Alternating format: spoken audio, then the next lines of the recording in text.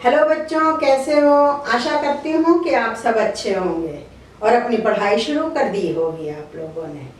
और रोज मैं जो अभ्यास दे रही हूँ, मैं जो बता रही हूँ उसका अभ्यास कर रहे होंगे ना। చేస్తున్నారా మీరు? రోజు ప్రాక్టీస్ చేస్తున్నారా? ప్రతిరోజు 5 వర్డ్స్ రాయండి, దాన్ని చదవండి, దాన్ని ఉచ్చరించండి, దాన్ని అర్థం చేసుకోండి. చేసుకుంటూ ఉంటే మీకు హిందీ చాలా ఈజీగా అనిపిస్తూ ఉంటుంది. సేయింగ్ है ना, करत करत अभ्यास जड़मति होत सुजान. It means practice make man perfect. Hello everyone, चलो हिंदी सीखे. मैं आप सबका स्वागत करती, मैं विशालाक्षी.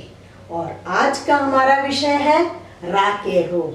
ఈ రాకే రూప్ అంటే ఏమిటో కొత్తగా అనిపిస్తున్నదా? కాదు, దీని ముందర మనం చెప్పుకున్నాం కదా. వ్యంజన్లోని కఖగా చెప్పుకుంటూ దాంతోపాటు అక్కావత్తు, ఖావత్తు, గావత్తు అవన్నీ ఎలా ఉంటాయో కూడా మనం నేర్చుకున్నాం. కా ఫుల్ కా ఇలా ఉంటుంది, హాఫ్ కా ఇలా ఉంటుంది, ఖా ఇలాగా, ఇవన్నీ చెప్పుకున్నాం కదా. అవన్నీ మీకు వచ్చేసాయి. కానీ ఇప్పుడు రా ఎలా రాస్తారు? రా ఒత్తెలా రాస్తారు? రాని ఇంకో వ్యంజనంతో, ఇంకో అక్షరంతో జోడించినప్పుడు, ఆ సంయుక్త చేసినప్పుడు ఎలా రాస్తారు అనేది ఇవాళ మనం వివరంగా చదువుకుందాం. Right, okay. तो रा के हमें 3 रूप दिखाई देते हैं. ये रा एक रा है, ठीक है, రా है. तो రా ఒత్తు ఎలా ఉంటుంది? ये है रा, हाफ रा. ये है आधा रा. रा के नीचे हलंत लगाने वाला रा ऐसे लिखते हैं. एक रा होता है, इस तरह लिखा जाता है, और एक जो है इस तरह लिखा जाता है. ठीक, ये 3 रूप होते हैं रा के. ये है आधा और ये है पूरा.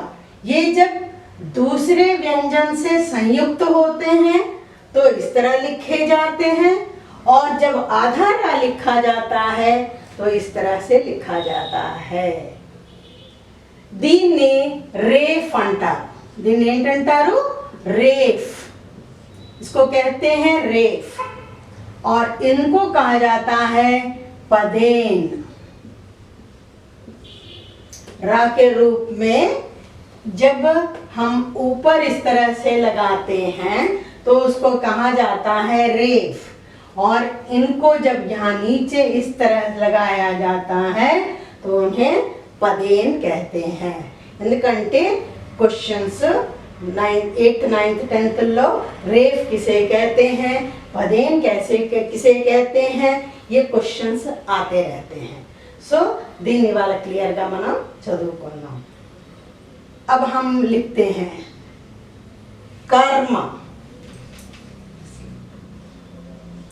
कर्म, चर्म, कुर्सी, धर्म. देखिए, जब ऐसे लिखे जाते हैं तो ये का, और ये क्या है? आधा रा है. क्या है? आधा రా है. అంటే రా ఒత్తు ఇది, తర్వాత మా ప్లస్ మా इज इक्वल टू कर्म. कर्म. तो जब भी हम लिखेंगे, देखिए याद रखिएगा कि जब आधा अक्षर लिखना होगा, आधा రా అంటే రేఫ్ రాస్తున్నప్పుడు పక్క అక్షరం తలపైన ఇలా ఒక రాస్తాము.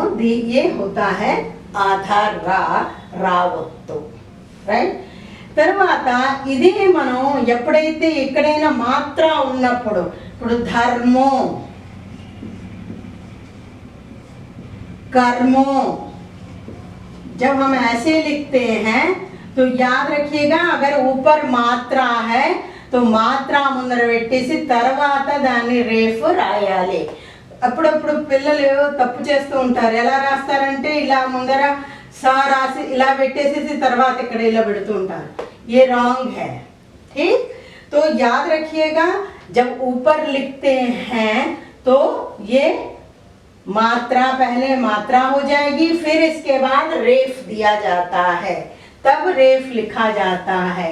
और अदरवाइज या ये रेफ పక్క అక్షరం పైన తల పైన ఇలా రాసినప్పుడు దాన్ని ఉంటుంది. और इसको आधारा की तरह उच्चारित किया जाता है. ये है आधारा. दूसरा है पदेन. पदेन कैसे होगा?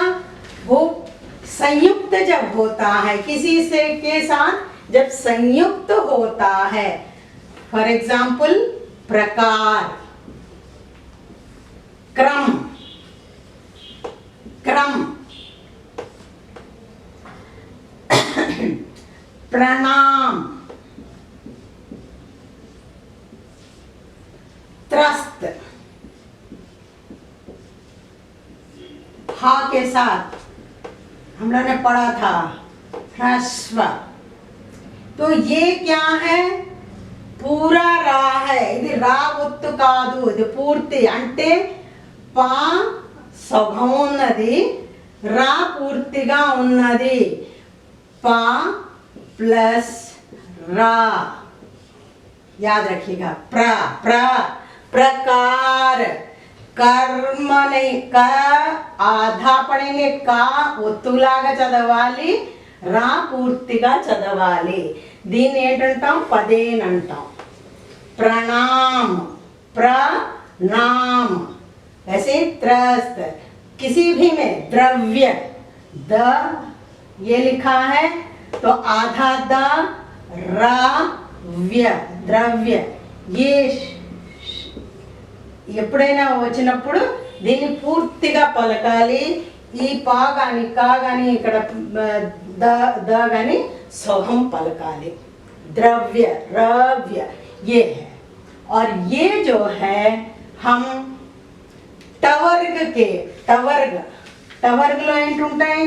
ట, ఠ, ड और ढ. ट में इस तरह लगाते हैं. ट्रक, ड्रम,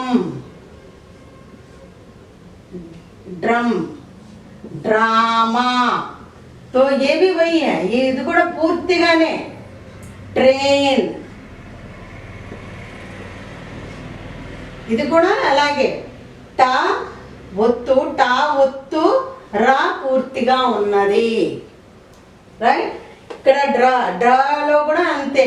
పూర్తిగా డా సగం పలుకుతాము, రా పూర్తిగా పలుకుతాము. ये पदेन जो होते हैं దీనిలో రా, ఇది రా పూర్తిగా రాసి ఇంకో అక్షరంతో సంయుక్త చేస్తున్నాము. ఈ రా అయితే ఇది సగం రా ఒత్తు, ఇంకో అక్షరం పక్క అక్షరం పైన ఇలా పెడతాం. ये हुए రా के रूप. और కన్ఫ్యూజ్ అవ్వకుండా ఇంకోటి చెప్తాను. ఇది రా అనేది ఏమిటి? व्यंजन, कॉन्सोनेंट. र क्या है? व्यंजन है. और वैसे ही स्वर में हम लोगों ने देखा था री. ये क्या है? री. और इसकी मात्रा होती है ऐसे. और संस्कृत के वर्ड्स, संस्कृत वर्ड्स लो प्रति दानलोने वस्तुंदी री. और री की मात्राएं तो ये है कृषि, कृषक, कृष्णा. ये जो वर्ड्स होते हैं ये मात्रा कौन सी मात्रा है? री की मात्रा है. ये स्वर है, ये स्वर है और ये व्यंजन है. और ये इस व्यंजन के 3 रूप आपको मैंने बताया. इसे रेफ कहते हैं और इनको पदेन कहते हैं. ठीक.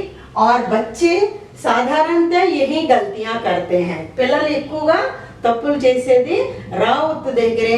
सो इसको अच्छी तरह से आप पढ़िएगा, इसकी जानकारी प्राप्त कीजिएगा और र से कम 10-10 शब्द बनाकर आप प्रैक्टिस कीजिए। इससे जो है आपको भविष्य में कभी गलती नहीं होगी। आज बस इतना ही, इसके साथ ही मैं इसको समाप्त करती हूँ और आप लोगों से आशा करती हूँ कि आपको ये वीडियो बहुत पसंद आया होगा। धन्यवाद।